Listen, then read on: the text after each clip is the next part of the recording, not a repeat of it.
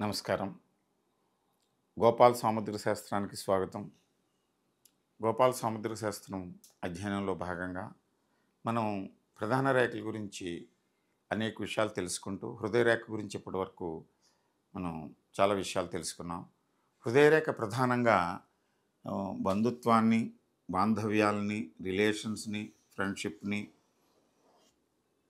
ఆత్మీయత, అనురాగాలు, కరుణ, సేవ, వితరణ ఇలాంటి భావాలని మనిషిలో ఉండేటువంటి లక్షణాలను తెలియజేస్తూ ఉంటుంది. ఇది ఈ 4 గ్రహస్థానాలని బుధస్థానము, రవిస్థానము, శనిస్థానము, గురుస్థానములని ఆక్రమించి ఉంటుంది. మనం అరచేతిలో 9 స్థానాల్లో ఈ పై 4 స్థానాలని కూడా అప్పర్ మౌంట్స్ అంటాము. ఈ అప్పర్ మౌంట్స్ 4టిని కూడా ఇది ఆక్రమించి ఉంటుంది. అంచేత ఇక్కడ ఈ అన్నిటిలోనూ కూడా ఈ ధనము, సంపద, బుద్ధి, జ్ఞానాన్ని తెలియజేసేటువంటి బుధస్థానము, ఆకర్షణ, కీర్తి వీటిని తెలియజేసేటువంటి అధికారము తెలియజేసేటువంటి రవిస్థానము, సంపద, ఆధ్యాత్మిక భావాలు వీటిని తెలియజేసేటువంటి శనిస్థానము, అధికారము, నాయకత్వము ఈ లక్షణాలు తెలియజేసేటువంటి గురుస్థానాన్ని ఇదే ఆక్రమించి ఉంది. ఇక్కడ వీటన్నిటి మీద కూడా ఈ వ్యక్తి యొక్క ప్రేమ, అభిమానాలు, మానసికమైనటువంటి ఈ అటాచ్మెంట్స్ అది బయట సంఘంలో వ్యక్తులతోటి కావచ్చు, మన కుటుంబంలో వ్యక్తులతోటి కావచ్చు, భార్యాభర్తల మధ్య సంబంధ బాంధవ్యాలు కావచ్చు, స్నేహ సంబంధాలు కావచ్చు, జీవిత భాగస్వామితోటే కాకుండా వ్యాపార భాగస్వామి, తర్వాత ఈ మనం అధికారము, హోదాల దగ్గర వీటిని పంచుకునేటువంటి వాళ్ళతోటి ఉండేటువంటి సంబంధ బాంధవ్యాలు అన్నిటి మీద దీని యొక్క ప్రభావం మనకి కనిపిస్తుంది. ప్రధానంగా మనిషి జీవితంలో 100 సంవత్సరాలు దీన్ని మనం ఏ వయసులో ఎలా కొలవాలి అనేటువంటిది ఇప్పుడు నేను మీకు తెలియజేస్తాను. ఇది జాగ్రత్తగా గమనించండి. మనం ఇంతకుముందు ప్రతి రేఖని మనం చెప్పుకున్నట్లే ఈ హృదయ రేఖను కూడా ఇక్కడ ఈ చిటికెన వేలు దిగువన అరచేయి, ఈ అరచేయి ఈ చర్మం యొక్క రంగు మారుతూ ఉంటుంది.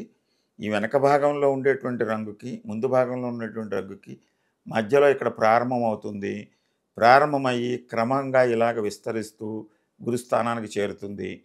కొంతమందిలో ఇలాగ విస్తరిస్తూ గురుస్థానానికి, శని స్థానానికి మధ్యలో చేరుతుంది. కొంతమందిలో ఇలా విస్తరిస్తూ శని స్థానంలోకి వెళుతుంది.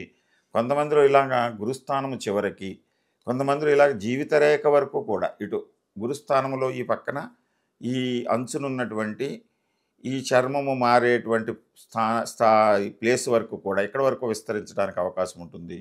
కొంతమందిలో ఈ రెండు కలిసిపోయి ఒకే రేఖ కింద ఇక్కడ వరకు వచ్చేస్తుంది. ఈ మొత్తం ఈ అప్పర్ మౌంట్స్ 4టిలో విస్తరించినటువంటి ఈ రేఖను మనం కొలుస్తున్నప్పుడు ఇది ఎక్కడికి వెళ్ళినా సరే, ఇటు శని స్థానానికి పూర్తిగా వెళ్ళిపోయినా, శని స్థానానికి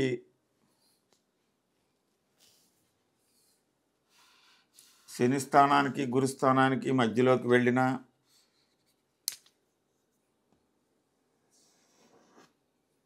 శని స్థానానికి గురుస్థానం మధ్యలో కాకుండా డైరెక్ట్గా గురుస్థానానికి వెళ్ళిన, కొంతమంది చేతుల్లో గురుస్థానము వెలుపలంచుకు వెళ్ళిన,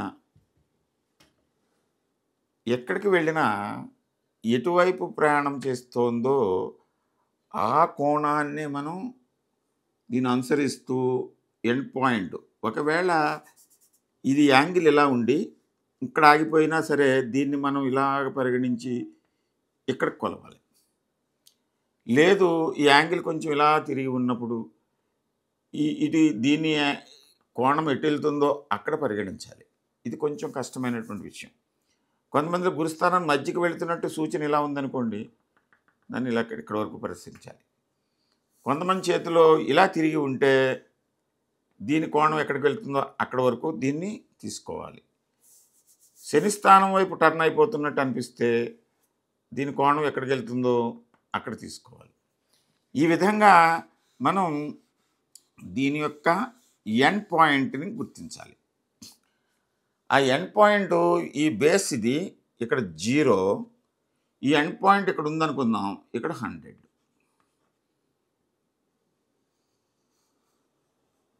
కొంతమంది చేతిలో ఇది 2గా కానీ 3గా కానీ ఇలాగా విభజన జరిగి ఉంటే దాంట్లో ప్రధానంగా చివరిగా కొస పెరిగి అది ఈ కొస ఏ యాంగిల్లో వెళ్తుందో దాన్నే పరిగణలోకి తీసుకోవాలి. ఇలాగ 2, 3 అయినప్పుడు దీన్ని అన్నిటినీ పరిగణలోకి తీసుకోకూడదు. దీంట్లో ప్రధానంగా కొస చివరి వరకు వెళుతున్నటువంటి రేఖనే మనం అంచనాగా తీసుకోవాలి. తీసుకుని దీన్ని 10 సమభాగాలు చేసుకుని మొట్టమొదటగా 1, 2, 3, 4, 5, 6, 7, 8, 9, 10 ఇలాగ అంచనా వేసుకుంటే 1, 2, 3, 4, 5, 6, 7, 8, 9, 10 ఇక్కడికి 100 సంవత్సరాలు అవుతుంది. అంటే ఒక్కొక్క విభాగము ఇది 10 సంవత్సరాలు, 20, 30, 40, 50, 60, 70, 80, 90, 100. ఒకవేళ ఈ లైను ఇలాగ కర్వ్డ్ లైన్ కనుక అలా ఉన్నప్పుడు మీరు దాన్ని స్పష్టంగా అరచేతిలో చూసుకోవాలనుకుంటే దీన్ని ఇలా డివైడ్ చేసుకుని మనం కొలవటం వీలు కాకపోతే ఇక్కడ అంచున మనం ఒక చోట గుర్తు పెట్టుకుని అరచేతిలో అంచున ఇక్కడ ఒక చోట మనం ఈ కాంతి మారేటువంటి చోట గుర్తు పెట్టుకుని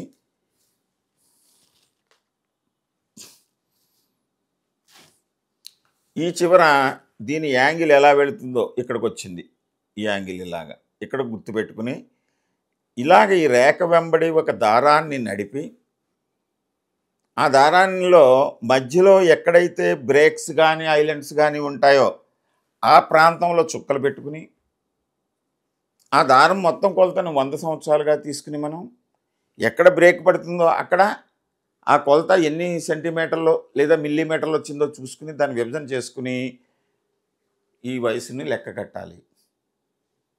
అయితే దీన్ని తెలుసుకుందాము సామాన్య గృహిణులు, సామాన్య ఇళ్లలో ఉండేటువంటి వ్యక్తులు, ఆసక్తి కలిగిన వాళ్ళు, ఎవరైనా దీన్ని నేర్చుకుందాం తెలుసుకుందాం అని అనుకునేటువంటి వాళ్ళు ఇది విపులంగా నేను అరచేతిలో జీవిత రహస్యాలు అనేటువంటి ఒక గ్రంథంలో అంటే దీని సాముద్రిక శాస్త్రం మీద నేను ప్రస్తుతం ఒక 3 గ్రంథాలు రాశాను విపులంగా. భాగ్యరేఖ, గోపాల సాముద్రికము, అరచేతిలో జీవిత రహస్యాలు. ఈ మూడిట్లో గోపాల సాముద్రికంలో మొత్తం సమగ్రంగా సాముద్రిక శాస్త్రం అంతా ఉంటుంది, చూపిస్తున్నది. అరచేతిలో జీవిత రహస్యాల్లో దీన్ని సాముద్రిక శాస్త్రంలో విషయాల్ని కొంచెం కన్సైజ్ చేసి అంటే లిమిట్ చేసి వాటిని వివరిస్తూ ప్రధానమైనటువంటివి, అలాగే గ్రహస్థానాల యొక్క హెచ్చు తగ్గుల్ని, వాటి అనుగ్రహం కోసం మనం చేసేటువంటి సాధనల్ని దీంట్లో పొందుపరచడం జరిగింది. ప్రధానంగా రేఖలు ఎన్ని విధాలుగా ఉంటాయి, ఆ రేఖలను మనం ఎలా లెక్క వేయాలి అనేటువంటిది దీంట్లో చెప్పడం జరిగింది. ఇదిగో ఇక్కడ మీరు చూస్తే హృదయ రేఖ మనం ఎలా కొలవచ్చు అనేటువంటిది అన్ని రేఖలకి ఇచ్చాను దీంట్లో. ప్రస్ఫుటంగా హృదయ రేఖ మనం ఇప్పుడు చూస్తున్నాము. ఈ జీవిత రేఖ, హృదయ రేఖ, ప్రధాన రేఖలు 4, శిరోరేఖ, అదృష్ట రేఖను కొలవటం వేరువేరుగా ఇవ్వటం జరిగింది. ఇప్పుడు మనం హృదయ రేఖ గురించి తెలుసుకుంటున్నాం కనుక దీన్ని స్పష్టంగా ఇక్కడ ఎలా కొలవాలి, దాన్ని దారంతో ఎలా కొలవాలి, స్కేల్ తోటి ఎలా కొలవాలని చెప్పడం జరిగింది. ఈ పేజీ 297వ పేజీలో ఇది పేర్కొనడం జరిగింది హృదయ రేఖ. మీరు కావాలనుకునే వాళ్ళు దీన్ని కూడా మీరు పొందవచ్చు. కొన్ని పుస్తకాలు మాత్రమే ఉన్నాయి. ఏం చేతనంటే ఇప్పుడు పుస్తకాలు ప్రింట్ చేయడం చాలా కష్టమైనటువంటి విషయం, దీన్ని ప్రింట్ చేయలేము. ఈ దీన్ని అనేక ప్రూఫ్లు అవి పెట్టుకుని చూడవలసి ఉంటుంది. అంచేత వ్యయ ప్రయాసలకి మనం ఓర్చుకుని ఈ ప్రింట్ చేసిన ఈ రేట్లు చాలా పెరిగిపోయినాయి. ఇది చాలా ఉపయుక్తంగా ఉంటుంది. గ్రహస్థానాల యొక్క ఉన్నతిని అన్నిటిని కూడా తెలుసుకోవచ్చు మీరు. ప్రధానంగా ఈ రేఖలు కొలవటం, ఈ రేఖల్లో మార్పులు ఇవన్నీ కూడా ఆ, అవగాహన కలుగుతుంది దీంట్లో. అలాగే గ్రహస్థానాలు వాటి పైన ఉండేటువంటి భావాలు ఇవన్నీ కూడా తెలుస్తాయి. ప్రధానంగా హృదయ రేఖను ఇప్పుడు మనం చూస్తున్నాం కనుక ఈ హృదయ రేఖ 0 to 100ని ఇలా విభజించుకోండి. ఈ కర్వ్డ్ లైను ఏ యాంగిల్లో వెళ్తుందో ఆ యాంగిల్లో దాన్ని అలాగ కొనసాగించి దారాన్ని నడిపి దాన్ని మొత్తం 10 భాగాలు చేసుకుని మీరు వయసును లెక్క వేయచ్చు. ఇంకా దీని మీద ఎవరికైనా డౌట్స్ ఏమన్నా ఉంటే కామెంట్స్ రూపంలో పెట్టండి, నేను వివరించడానికి ప్రయత్నం చేస్తాను. అంతవరకు గోపాల సాముద్రిక శాస్త్రాన్ని అధ్యయనం చేయండి, తెలుసుకోండి. మీరు ఇంకా మీ యొక్క సాముద్రిక శాస్త్రంపై మీ అవగాహన పెంచుకోండి. మీ గురించి మీరు తెలుసుకోండి, మిమ్మల్ని మీరు సరిచేసుకోండి, మీ అభివృద్ధికి మీరే బాటలు వేసుకోండి, మీ భవిష్యత్తుని మీరు నిర్మించుకోండి. నమస్కారం. మరొక ఎపిసోడ్లో మరికొన్ని విషయాల కోసం మనకి గోపాల సాముద్రిక శాస్త్రం అధ్యయనంలో మనం కలుద్దాం. అంతవరకు మీరు ఈ ఛానల్ని సబ్స్క్రైబ్ చేసుకోండి, బెల్ ఐకాన్ నొక్కి ఆల్ నొక్కి అందరికీ షేర్ చేయండి. ఎందుచేతనంటే ఇది ఏదో నేను లబ్ధి పొందటానికి కాదు, 10 మందికి తెలిస్తే విజ్ఞానము. ప్రతి వాళ్ళు కూడా అరిచే కలిగి ఉన్నారు. దాంట్లో తెలుగు వాళ్ళలో ఈ శాస్త్రం పరిజ్ఞానం గురించి అపోహలు ఎక్కువైపోతున్నాయి ఇప్పుడు. అంచేత దీన్ని కూడా విపరీతార్థాలు తీసి భయపెట్టి అందరినీ భయకంపితులను చేసి ఏదో రకంగా మీ దగ్గర నుంచి లబ్ధి పొందాలనేటువంటి భావనలో ఉన్నారు. అందుకోసం ఈ ఛానల్స్లో ఇంటర్వ్యూల్లోనూ వాటిల్లోనూ కొన్ని పాయింట్స్ చెప్పడం జరుగుతూ ఉంటుంది. అయితే సమగ్రంగా మనం అన్నిటినీ తెలుసుకుంటేనే కానీ మనం అప్లై చేయలేము. అంచేత ఒక్కొక్క పాయింట్ ఒక్కొక్క లక్షణాన్ని చెప్తాము. అది ఏ పరిస్థితిలో గుర్తుంది, ఆ రేఖ ఎలా ఉంది అనేటువంటిది అంతా మనం విశ్లేషణ చేస్తేనే కానీ దాని ఫలితం మనం ఖచ్చితంగా అంచనా వేయలేము. అందువలన ప్రతి వాళ్ళకి అరిచేయి ఉంటుంది కనుక మీరందరూ కూడా చక్కగా మీరు తెలుసుకోవచ్చు. మీరు యూట్యూబుల్లో అనేకమైనటువంటి విషయాలని డౌన్లోడ్ చేసుకుంటూ ఉంటారు, షేర్ చేస్తూ ఉంటారు. వీటిలన్నిటికంటే ప్రధానంగా మనం హస్త సాముద్రిక శాస్త్రం గురించి ఒకరికి ఒక విషయం పంపించినా షేర్ చేసినా అది వాళ్ళ గురించి వాళ్ళు తెలుసుకోవడానికి ఉపయోగపడుతుంది. మిగిలిన విషయాలైతే ఓన్లీ చాటింగ్, చిట్ చాట్, మామూలుగా ఏదో తెలుసుకోవటం, వినోదాని కోసం కాసేపు సరదాగా నవ్వుకోవటం, వదిలేయటమే తప్ప మన గురించి మనం ఆలోచించుకునేటువంటి విషయాలకి ఇవి ఎప్పటికీ కూడా మన జీవితాంతం కూడా మనం వాటిని మనం సమన్వయం చేసుకోవచ్చు, చక్కని ఫలితాలని మనం పొందొచ్చు, మన జీవితాన్ని మనం తీర్చిదిద్దుకోవచ్చు. అంతవరకు ఈ సాముద్రిక శాస్త్రాన్ని వీక్షించండి. మరొక ఎపిసోడ్లో మరి కలుసుకుందాం. నమస్కారం.